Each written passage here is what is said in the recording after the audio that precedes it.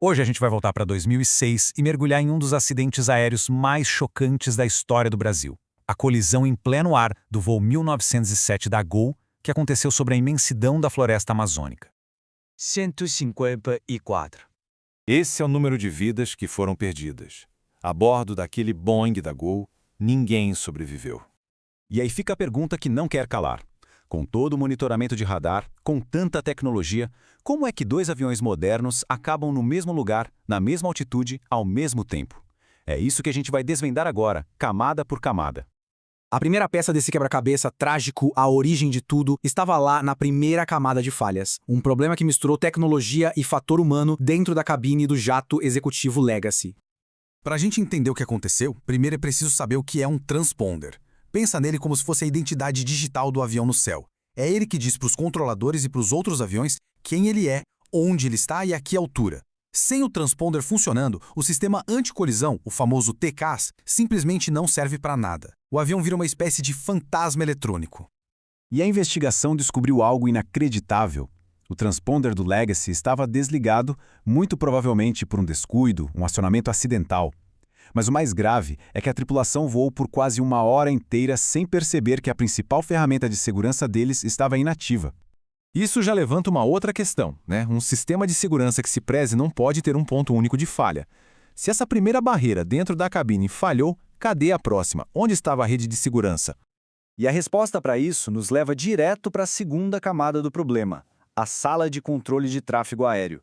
Foi ali que o erro inicial não só deixou de ser corrigido, como foi potencializado por uma série de falhas de comunicação e de procedimento.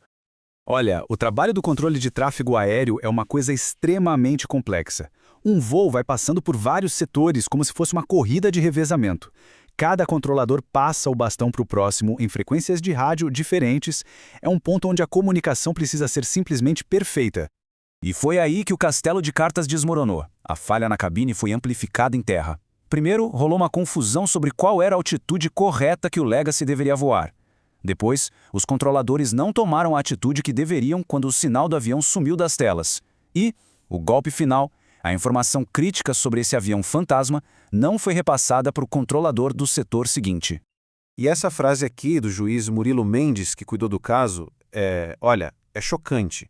Ele basicamente disse que um dos controladores foi aprovado para exercer a função sem ter as qualificações mínimas necessárias. Isso já deixa de ser um erro individual e passa a apontar para um problema muito maior. E é esse problema maior que nos leva para a terceira camada da análise. Fica claro aqui que os erros individuais, tanto dos pilotos quanto dos controladores, eram na verdade sintomas. Sintomas de um sistema inteiro que estava doente, em crise. A conclusão oficial do NTSB, o órgão de segurança de transporte dos Estados Unidos, foi essa. O acidente foi resultado do que se conhece como modelo do queijo suíço. Imagina várias fatias de queijo, cada uma representando uma barreira de segurança. O desastre só acontece quando os buracos de todas as fatias se alinham. E foi exatamente isso, uma combinação de falhas individuais e institucionais. E que deficiências sistêmicas eram essas? Bom, a lista é longa. Treinamento e supervisão inadequados para os controladores, falhas na configuração dos equipamentos, uso incorreto de frequências de rádio e, o mais grave, uma falta crônica e documentada de controladores qualificados em todo o país. O sistema estava operando sob uma pressão gigantesca, um ambiente perfeito para que um desastre acontecesse. Uma tragédia dessa magnitude força todo mundo a repensar as coisas. Então, vamos dar uma olhada no que veio depois, no legado do voo 1907. Tanto na parte da responsabilização, quanto nas mudanças cruciais de segurança que ele provocou. Anos depois, a justiça definiu as responsabilidades. Os pilotos e um dos controladores foram condenados, mas as penas acabaram virando serviço comunitário. O outro controlador, no entanto, foi absolvido. E o motivo? A justiça entendeu que a culpa era do sistema que não deu a ele o treinamento adequado. Foi mais um reconhecimento daquela crise sistêmica. Mas talvez o legado mais importante tenha sido uma mudança técnica, para garantir que um erro desses nunca mais se repita. A recomendação foi criar um novo tipo de alerta na cabine, um aviso sonoro e visual, bem mais chamativo que dispara se o sistema anticolisão parar de funcionar por qualquer motivo. E o principal, esse alarme só para se o piloto for lá e desligar de propósito. Impossível de ignorar. Como o próprio NTSB afirmou, esse acidente mostrou que era preciso ter alertas melhores.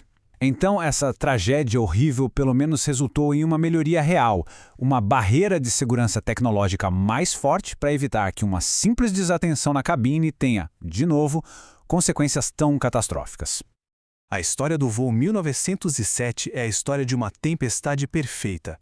Uma série de pequenas falhas, de eventos improváveis que foram se alinhando da pior maneira possível. E isso nos deixa com uma pergunta final, que é até meio incômoda.